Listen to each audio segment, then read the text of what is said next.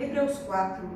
Visto que nos foi deixada a promessa de entrarmos no descanso de Deus, que nenhum de vocês pense que falhou, pois as boas obras foram pregadas também a nós, tanto quanto a eles. Mas a mensagem que eles ouviram de nada lhes valeu, pois não foi acompanhada de fé por aqueles que a ouviram. Ouviu, mas não teve fé para poder crer naquela palavra. Pois nós, os que cremos, é o que entraremos naquele descanso, conforme Deus disse. Assim, jurei na minha ira, jamais entrarão no meu descanso, embora as suas obras estivessem concluídas desde a criação do mundo.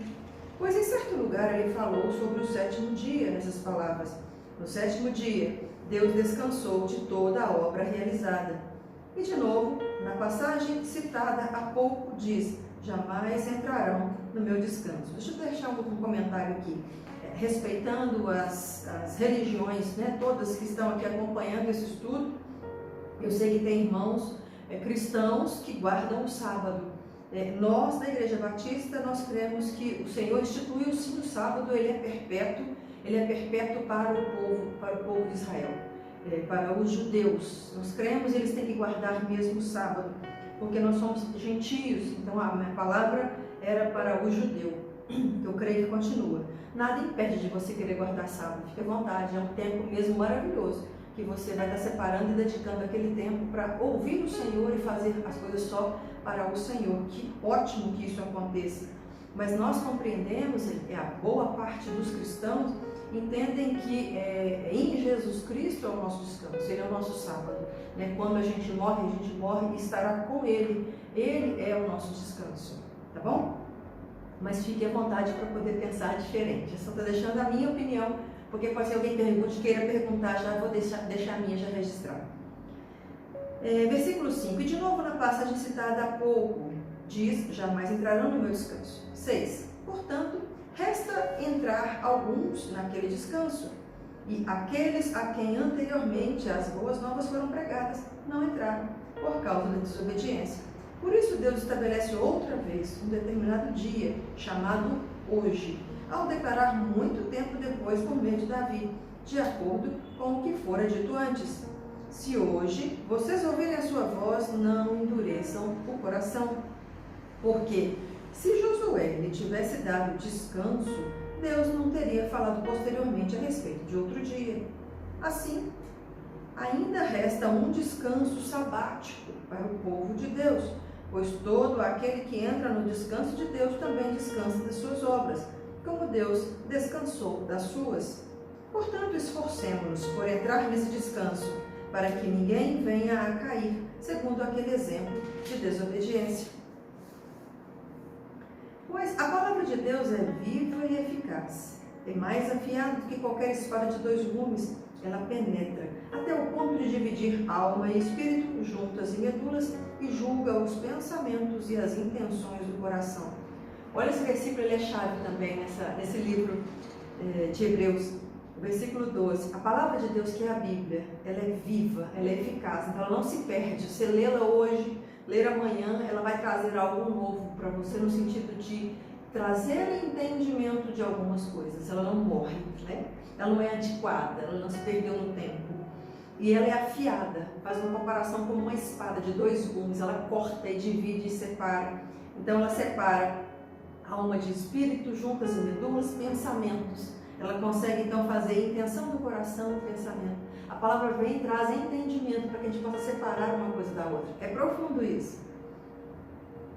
Versículo 13. Nada em toda a criação está oculto aos olhos de Deus. Tudo está descoberto e exposto diante dos olhos daquele a quem havemos de prestar contas. Uma vez eu preguei em cima dessa passagem aqui e falei assim: a gente peca e às vezes a gente fica preocupado do vizinho, do parente, do marido, da esposa, do filho descobrir o nosso pecado. Mas a gente esquece que está tudo latente, aberto e exposto aos olhos do Senhor. Deus viu tudo. A gente tem mais preocupação de que o outro saiba do que Deus saiba do seu pecado. Ele já sabe, né? Mas a gente tem mais vergonha do outro do que de Deus. Está errado, né, querido? Versículo 14. Portanto, visto que temos um grande sumo sacerdote que adentrou aos céus, Jesus, o Filho de Deus, apeguemo-nos com toda a firmeza à fé que professamos, pois não temos um sumo sacerdote que não possa compadecer-se das nossas fraquezas, mas sim aquele que, como nós, passou por todo tipo de tentação, porém sem pecado. Assim, aproximemo-nos do trono da graça com toda a confiança, a fim de recebermos misericórdia e encontrarmos graça que nos ajude no momento de necessidade. Hebreus 5. Todo sumo sacerdote é escolhido dentre os homens, designado para representá-lo em questões relacionadas com Deus e apresentar ofertas e sacrifícios pelos pecados. Ele é capaz de se compadecer dos que não têm conhecimento e se desviam, visto que ele próprio está sujeito à fraqueza. Por isso ele precisa oferecer sacrifícios por seus próprios pecados, bem como pelos pecados do povo.